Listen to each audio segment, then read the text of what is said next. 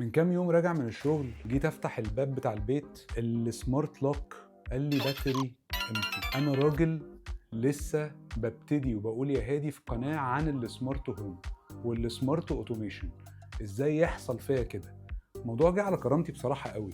يعني انا صارف ومكلف وجايب لوك محترم، هعمل عليه فيديو على فكرة المرة الجاية، بس ازاي تغيير البطاريات متعب.